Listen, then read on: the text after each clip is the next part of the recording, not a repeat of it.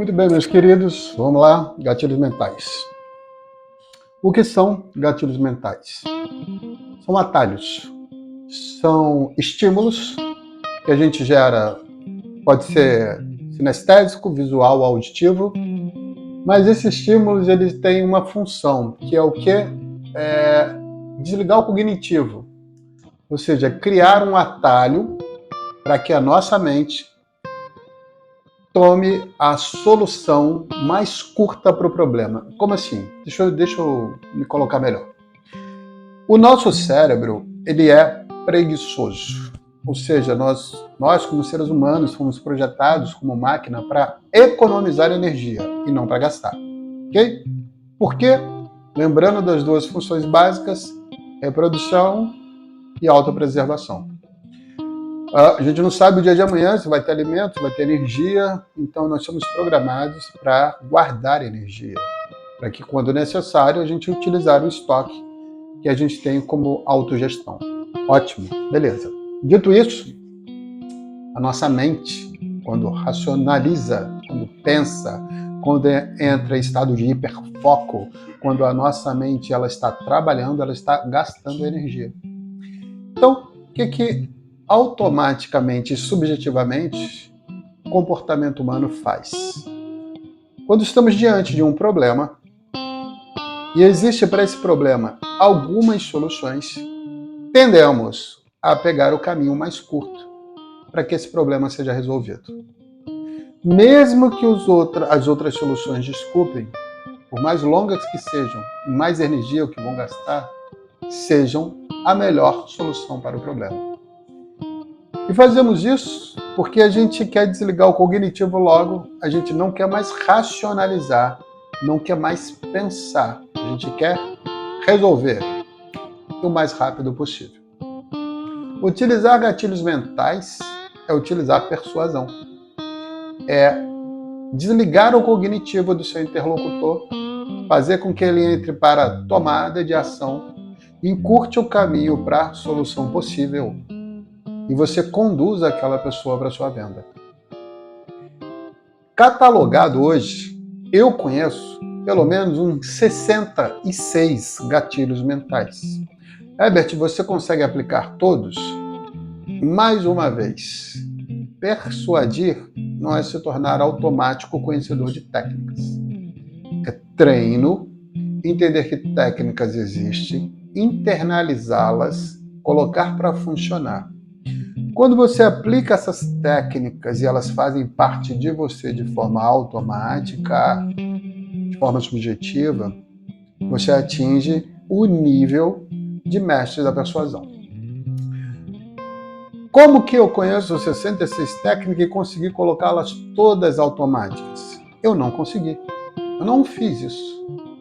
Eu peguei 2 ou 3 a qual me adequo mais, conheço todas elas, mas de forma automática, 2 ou 3 delas eu uso de forma mais eficaz. São 2 ou 3 gatilhos. Para a gente não se estender muito, e mais uma vez, só gatilho mental daria um seminário de 3 dias, eu vou me ater à grande obra do mestre Robert Cialdini, que acredito que para muitos aqui não seja uma novidade. Ele escreveu o best-seller Armas da Persuasão. Robert Cialdini é um neurocientista, um psicólogo, um PhD, que através de experimentos, estudo de caso e pesquisa, conseguiu identificar comportamentos padrão. Começou na natureza, no mundo animal, e depois fez isso com os seres humanos. Esses comportamentos se repetem a partir de um estímulo. E quando a gente usa esse estímulo, a gente consegue conduzir esse comportamento padrão para a nossa área de interesse. Ele percebeu que o marketing moderno, as pessoas estavam sendo, entre aspas, passadas para trás. No comércio, no marketing, na comunicação. Elas estavam à mercê dos neurocientistas que estudavam o comportamento humano e subjetivamente conduziam essas pessoas para compra, até para coisas que elas não queriam, ok? Coca-Cola, Ambev, Procter & Gamble, mensagens subliminares passadas no cinema, mensagens que criam condições de tomada de decisão usando monocromia, e por aí vai. Bom, Robert Cialdini resolveu escrever uma obra de alerta. Pessoal, o que está acontecendo hoje no mercado é isso aqui, tomem cuidado. Existem alguns gatilhos mentais que são utilizados para que as pessoas manipulem, para que as pessoas façam com que vocês comprem mais, até mesmo sem precisar. Acontece que ele lançou com essa intenção, mas essa obra abriu a caixa de Pandora. Ela abriu as técnicas para quem não conhecia o que era persuasão, o que era gatilhos mentais, e muitos vendedores, empresas, não só testaram, mas aplicaram com sucesso. Uma obra que foi feita para proteger de certas atitudes escusas, serviu como uma obra mestra na área de persuasão, para quem usa isso de forma ética. Como eu expliquei, existe diferença entre persuasão e manipulação, para quem usa isso de forma honesta. Porque eu, que sou muito espiritualizado, eu sei que exatamente lá no final tem uma continha. Todos nós vamos ter que pagar. Não importa. O maior índice de suicídio que tem hoje é no meio das pessoas que estão abonadas financeiramente. Essa conta não falha. O karma é muito grande. A gente tem que ter muita ética para não fazer com que as pessoas façam aquilo que elas não queiram. Isso aqui que eu vou apresentar é tão poderoso. Se você se tornar um mestre nisso, você pode usar para o bem ou pode usar para o mal. Você pode ajudar pessoas ou pode se ajudar. Mas é uma obra, voltando aqui ao nosso mestre, Robert Cialdini, que é conhecida no mundo inteiro. Depois tem Persuasão, Manual do FBI, depois tem Mentes Blindadas, depois tem Venda à Mente, ao Instinto e não ao Cliente. Tem vários livros na área de literatura e comportamento humano que eu poderia indicar para você, se você quiser se aprofundar nesse sentido. Mas eu que estudei muito, como eu disse, o negócio aqui é curadoria, eu me atenho a 6 gatilhos mentais. E esses 6 é a síntese dos outros 66 que a gente pode falar deles aqui. A gente vai falar cada um deles agora. Eu vou dizer como é que eles funcionam, tá? E vou dizer como que isso pode ser aplicado. E se você ainda tem dúvida da sua eficácia, faça, treine, faça com seu filho, com seu cônjuge, seu amigo, primo, vizinho, cliente. E você vai perceber a diferença. Ok? Então vamos lá. Primeiro gatilho mental: compromisso e coerência. O ser humano não gosta de se sentir incoerente, mesmo que ele esteja errado. Por enquanto, guarda isso aqui: compromisso e coerência. Eu vou voltar nele, mas eu quero contar uma história para contextualizar. Nos Estados Unidos aconteceu um caso muito conhecido que gerou um efeito chamado Dunning-Kruger. Dunning-Kruger era um cientista que ficou muito abismado com o caso de um assalto e foi estudar sobre isso. Olha o absurdo, depois vocês pesquisem na internet e vejam se é verdade. Teve uma pessoa nos Estados Unidos que foi assaltar um banco e falaram para ela, amigos, consultores, mentores, professores, eu não sei quem foi do ciclo de convivência, falaram para ela o seguinte: se você passar suco de limão no rosto, as câmeras do banco não vão conseguir identificar. É como se você estivesse invisível. Pois bem, essa pessoa passou suco de limão no rosto, assaltou o banco. Questão de 9 horas, essa pessoa foi identificada pela câmera, identificado o endereço e a polícia prendeu. E ela ficou surpresa. Como vocês chegaram a mim? Identificação visual, meu amigo. Tá lá na câmera, é você fazendo o assalto, é você roubando. Impossível, eu passei suco de limão no rosto, de maneira nenhuma, eu tinha que estar invisível. Para surpresa de todos, por mais absurda que pareça essa história, essa pessoa tinha a real crença que, ao fazer isso, ela ia ficar invisível. E um cientista chamado Danny Kruger foi estudar por que disso, por que ela acreditava nisso. E fez vários experimentos e vários testes, e ela descobriu o seguinte. Descobriu que quanto menos sabemos, quanto menor é nosso perímetro de conhecimento, mais acreditamos naquilo que a gente conhece. Ou seja, se o meu universo de sabedoria e conhecimento se amplia, aquilo que a gente conhece é passível de questionamento. Se o meu universo de conhecimento e sabedoria é reduzido, aquilo que a gente conhece se torna uma verdade universal.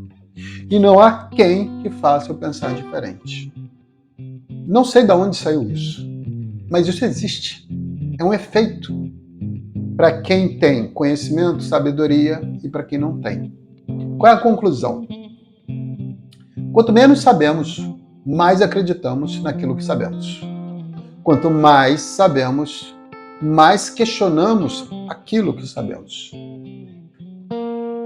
E isso tem a ver com coerência, porque mesmo que a gente esteja errado, a gente não admite a hipótese de pensar diferente. Então a gente não gosta de se sentir incoerente, sem tomar nenhum partido. É que um exemplo simples, eu desafio vocês pegarem alguém que votou no PT, no Lula, e mudar a cabeça dessas pessoas. Mesmo que vocês apresentem argumentos refutáveis, argumentos sólidos, argumentos palpáveis, argumentos reais, por uma situação de permanecer na coerência, na linha de raciocínio, ela não vai aceitar mudar a posição dela. E saiba vocês, sinal de inteligência, demonstrar sinal de inteligência, é você ser humilde e vulnerável o suficiente para mudar de posição quando você entende que os fatos te provam que você está errado. Mas por mais que falem, por mais que mostrem, por mais que falem da Lava Jato, por mais que falem disso ou daquilo, os fatos são distorcidos para que sua coerência permaneça. Agora, vamos fazer o contrário. Pega a galera que vota no Bolsonaro, que vota na direita, e fala para não votar. Na livre iniciativa, no mercado livre, na presença menor do Estado, na questão da Covid, do genocídio. Provem por fatos, provem por uma linha de cadência de raciocínio que ali não é o melhor caminho. Eles não vão te ouvir, porque as pessoas não querem se sentirem coerentes, ok? Então, a primeira coisa que a gente precisa saber desse gatilho mental é o seguinte: uma vez que a gente assume uma posição, mesmo que a gente esteja errado, dificilmente a gente se afasta dessa posição. Se afasta dessa posição aquelas pessoas que demonstram sinal de inteligência, contudo, se elas entendem que, por fatos e argumentos, o que elas pensavam é diferente da realidade.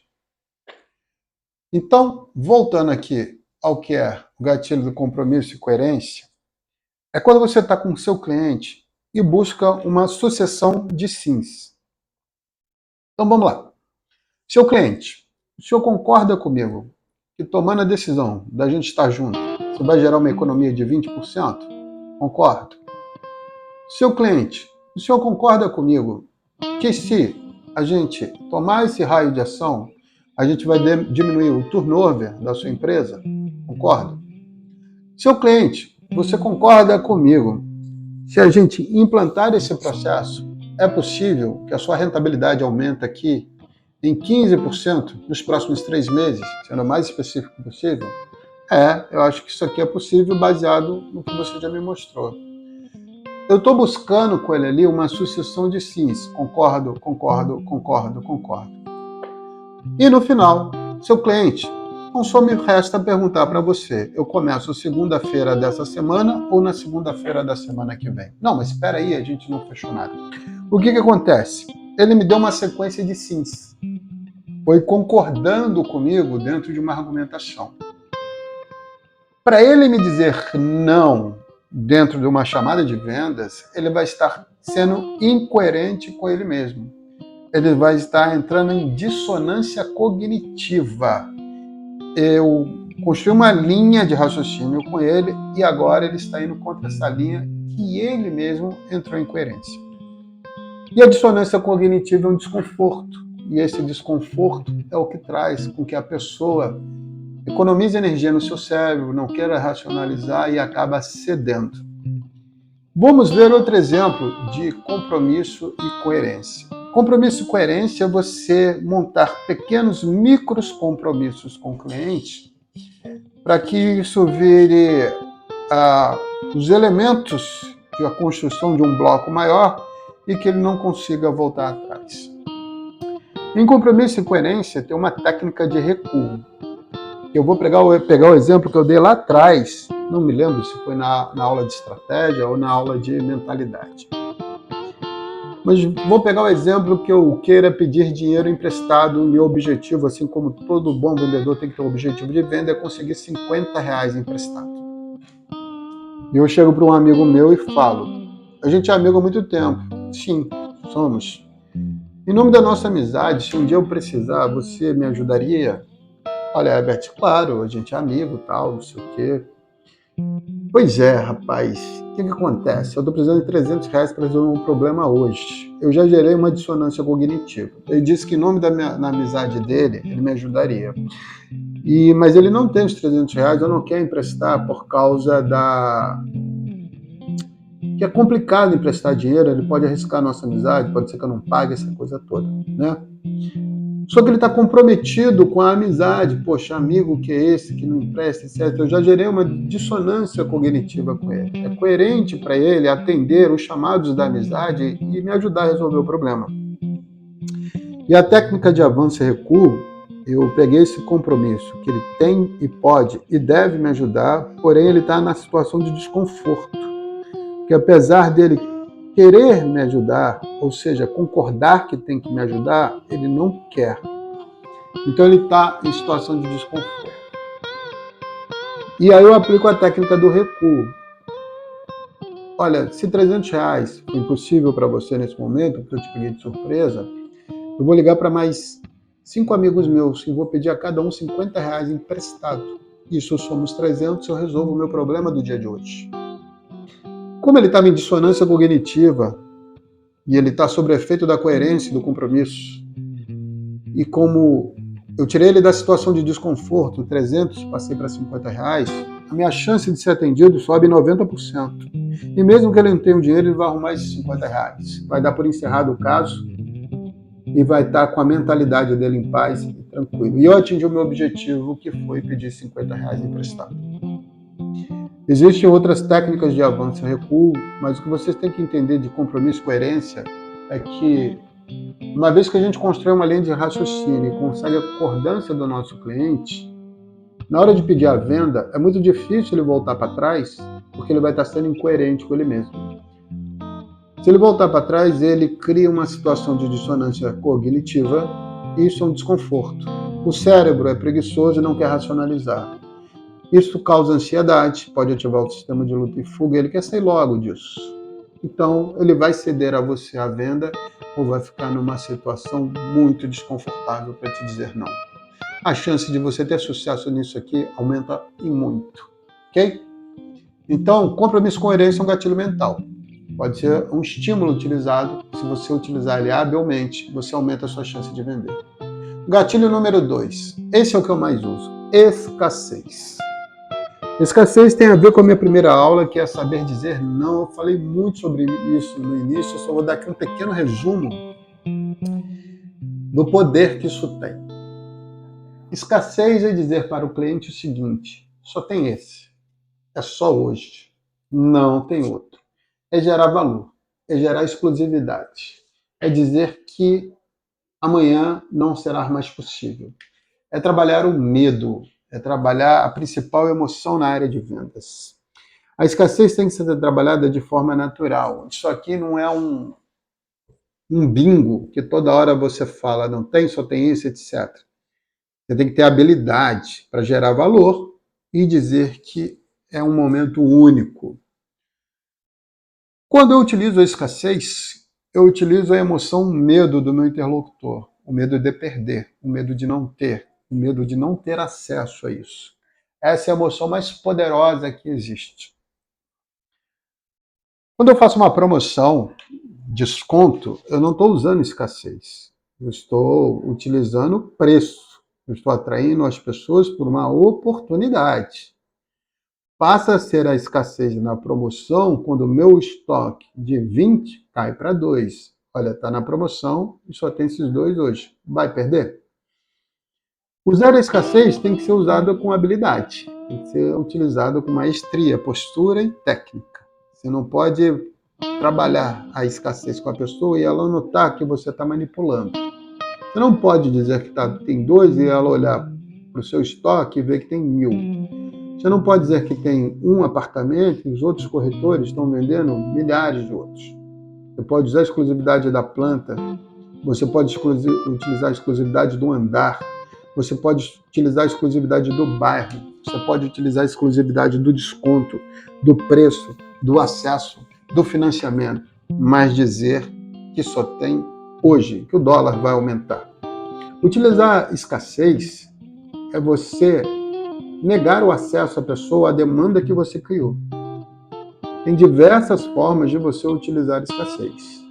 Tempo, grana, valor, estoque, posicionamento e dizer que é único. Esses gatilhos fazem com que o cognitivo da pessoa desligue, ela não quer racionalizar. Será que é único? Será que é verdade? Será que é isso mesmo? Será que eu não vou ter outra oportunidade igual a essa? Será que vai aumentar? E para não perder a oportunidade, ela parte para o raio de ação e acaba cedendo a seu comando, a sua decisão de venda. Mas eu falei sobre isso aqui, lá no início da mentoria, quando eu falei sobre venda mais dizendo não, ou diga não e venda mais. Gatilho número 3, autoridade.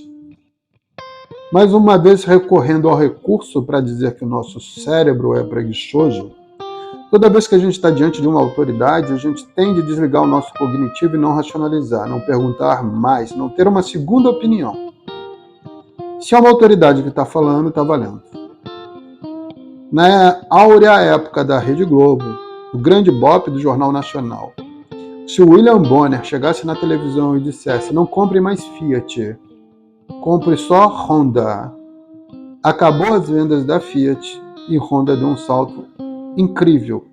Porque o William Bonner tem a autoridade da imparcialidade, da autoridade jornalística, passava a figura de ser uma pessoa séria, austera, conectada com valores. E você acredita nisso.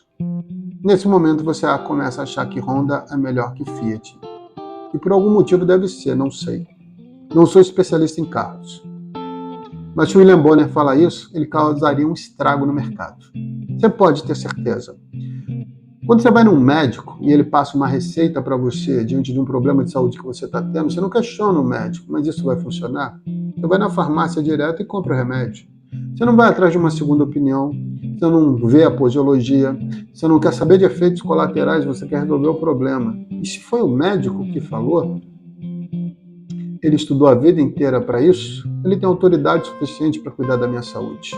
Você está entregando na mão de um profissional, de saúde, de um médico que tem um CRM, muitas das vezes, os efeitos colaterais, os resultados positivos ou negativos da sua cura, você está entregando na mão dele, na competência que ele tem, toda a sua doença ou saúde. O que eu quero dizer com isso é o seguinte: então, não existem profissionais médicos que eu possa confiar? Existem e devem. Mas o que eu estou querendo dizer, de linhas gerais, é que diante de uma situação dessa, você não questiona. Você não vai atrás de segunda opinião. Porque ali na sua frente está uma autoridade. Então, se você tem um negócio, vamos dizer que você vende aí qualquer coisa, e você tem um depoimento de uma autoridade reconhecida sobre o seu negócio. Pode ser uma autoridade científica, pode ser uma autoridade de internet. Essa é a verdade. Pode ser uma autoridade de internet, uma pessoa notória. Ela dá uma opinião. Mais uma vez um gatilho está sendo usado, o cognitivo está sendo desligado e a pessoa toma a ação. Um gatilho muito utilizado, autoridade. Tá? Quarto gatilho, prova social. Poderosíssimo. Eu diria que depois da escassez esse é o principal. Vamos supor o seguinte: você saiu para jantar com a sua esposa. e vai a um restaurante. Do lado esquerdo tem um restaurante italiano e do lado direito tem um restaurante de comida brasileira. Você está em Nova York. No restaurante italiano você vê uma fila e reserva e aquela coisa toda. No restaurante brasileiro você vê que está vazio, não tem ninguém. Pergunta a você, qual restaurante você esperaria para comer ou qual restaurante você entraria para ter sua experiência e seu jantar com a sua esposa? 95% das pessoas respondem essa pergunta. Eu vou no que está cheio, porque lá é que deve ser o bom, as pessoas mais procuram, e o brasileiro adora uma fila, né? Vamos falar assim. Qual foi a prova social? A prova social foi que aquele restaurante ali estava cheio, estava lotado, aquele restaurante ali tinha reserva. Se tinha fila, entende-se o quê? Deve ser bom. Cognitivo desligado. Não quero nem ver o cardápio do restaurante brasileiro que está vazio, porque lá não deve ser tão bom assim. Eu não entro em fila, pessoal. Eu já conheço essas técnicas e sei como que funciona. Pode ser que seja verdade. Um seja excelente, o outro não. Mas pode ser que não. A experiência nos mostra que uma vez que alguém venha na internet falar sobre o nosso produto, dar uma prova de utilização, que você tem um vídeo, que você tem uma prova de sucesso do cliente, de experiências memoráveis, se você apresenta isso para o teu cliente, ou para o teu potencial cliente, que é resultado, cognitivo desligado, meu amigo. O cliente não pensa mais nada. Se tinha alguma objeção impedindo ele de tomar o raio de ação, essa objeção foi dissipada nesse momento. Funciona para os outros, deve funcionar para mim. Então, prova social, muito utilizada na internet, principalmente para vendas online. Mas você pode utilizá-la muito bem no mundo físico. Quinto gatilho, afeição. Me desculpem aos feios, como eu, mas os bonitos vendem mais. Brincadeiras à parte, vocês vão perceber que os CEOs das maiores empresas, todos eles têm acima de 1,80 m, são pessoas de afeições europeias, se vestem muito bem e a sociedade é dessa maneira, ela premia as pessoas que têm características físicas reconhecidas pela sociedade de forma mais aprazíveis. Não estou querendo dizer que você tem que mudar seu rosto, fazer uma operação, etc. Mas o cuidado com a aparência, com dress code, com os vestimentos, com alinhamento, com o caimento da roupa, com a sua higiene, isso é padrão, isso é, como é que eu vou te dizer? Isso é a regra do jogo.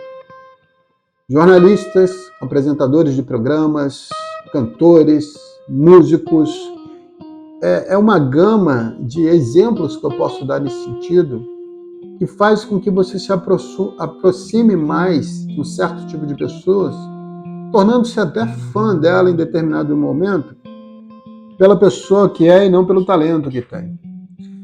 Só para vocês terem uma ideia, os masterminds que existem hoje em dia, as pessoas não pagam mais pelo conteúdo, não pagam mais pelo aprendizado. Elas pagam hoje mais pela sensação de pertencimento àquele grupo, pela sensação de afeição, de estar presente naquele momento. A afeição tem a ver com proximidade, tem a ver de você gostar de estar perto daquela pessoa ou grupo de pessoas. Você pode criar afeição. Você pode criar afeição numa comunidade, com a sua forma de falar, com a sua postura. Eu disse lá na aula de rapport que estar em forma é projetar o sucesso. Eu gosto de estar perto de pessoas que superaram desafios, que de alguma forma projetam o sucesso na sociedade. Então, criar afeição é uma forma de você olhar para o seu cliente olhar para você e dizer assim, nós estamos na mesma página, estamos na mesma sintonia. Então, postura, olhar, sorriso, higiene, aparência, vestimento, dress code, sapatos, alinhamento, caminhamento, tudo que você puder fazer para se tornar uma pessoa onde que a sociedade olha para você e te valoriza, eu vou dizer que juntando todas as técnicas, você aumenta a sua capacidade de vender mais. Cuidado com o ambiente. Você não vai colocar um terno atrás de um balcão de uma loja de eletromecânica, né? Você está vendendo uma autopeça, você não tem que colocar terno. Então, assim, um pouquinho de ambientação, um pouquinho de adaptabilidade. Afeição um pouco mais do que isso. Afeição, você está perto de pessoas que sorriem. Ok? Muito bem. Reciprocidade. Para mim, é o terceiro principal gatilho mais poderoso. Como que a reciprocidade funciona? Eu costumo dar o seguinte exemplo. Alguém aqui já foi em festa de criança, de 1 ano, de 2 anos, de 3 anos de idade? Já foi convidado? Já. Se sentiu na obrigação de levar um presente? Sim ou não? A maioria diz que sim. Por que você tem que levar um presente? Você foi convidado. Imagina, como é que eu vou chegar na festa de fulano e não vou dar uma lembrancinha? Mas por quê? Você está ali para comemorar o aniversário. Você está ali para conjugar. Você está ali para celebrar. Mas levar um presente é uma maneira de celebrar. Não é não, meu amigo. O que aconteceu é que você foi chamado para uma festa, você se sente grato por isso. E a maneira de você retribuir é levar um presente. Você quer conquistar uma secretária? Caixa de bombom, de forma autêntica. Passei aqui e lembrei de você, tá? Um dia você consegue uma entrevista para mim. Ela vai se sentir na posição de dívida contigo. Inconscientemente, se você for autêntico. Se ela vê que você está no âmbito de manipulação, está fazendo isso só para pedir algo, você perdeu o jogo. A reciprocidade, às vezes, é pagar um jantar de negócio. A reciprocidade, às vezes, é fazer algo sem pedir nada em troca. A reciprocidade é você ser autêntico, é gerar um benefício. Um colega de trabalho, deixa essa planilha aqui, que eu completo para você, não tem problema não, estou vendo que você precisa sair mais cedo. Amanhã ou depois, quando você precisar de uma gentileza de volta, ela vai se sentir em dívida. E qualquer coisa que você peça a essa pessoa, você sobe em 70% a chance de você ser atendido. Praticar reciprocidade é fazer o bem sem ver a quem. Praticar reciprocidade com seus clientes também é gerar benefícios que eles não esperam. Por exemplo, uma reciprocidade que eu gosto muito é praticar o over-delivery. O que é isso? Você vendeu, a venda acaba aí? Não. Você tem relacionamento, tem sucesso do cliente, tem um monte de coisa. O over-delivery é entregar mais daquilo que você prometeu. Em vez de você entregar entrega 1,5. Em vez de você entregar um produto simples, entregue um produto agregado, que vai junto com um sistema de ensino, uma plataforma online, que o cliente nem esperava. Entrega junto com um programa de treinamento que ele não pediu, que você sabe que vai agregar. Nossa, eu não esperava por isso. Você pode ter certeza, ele vai se sentir grato. E nessa gratidão ele vai se sentir em dívida. E ele se sentindo em dívida, quando você for solicitá-lo mais alguma vez, para alguma coisa, para uma nova reunião, seja lá o que for, a sua chance de ser atendido sobe exponencialmente. Gatilho extremamente poderoso para aqueles que sabem utilizar. Agora, cada um tem aqui seu sistema de venda. Cada um aqui tem seu sistema de negócio. Cada um aqui tem sua empresa. Cada um aqui tem sua maneira de agir. Se não acredita em mim, pega agora uma bala, um chocolate, dá para alguém. Amanhã, tu pede alguma coisa de volta. Faz o teste. Utilize isso na sua vida e isso no seu momento comercial. A sua chance de vender vai aumentar muito mais. Muito bem, meus queridos. Gatilhos mentais. Fiz um resumo. Eu acho que eu gerei aqui reflexão. Eu acho que eu gerei aqui momentos que fez com que a gente parasse para pensar.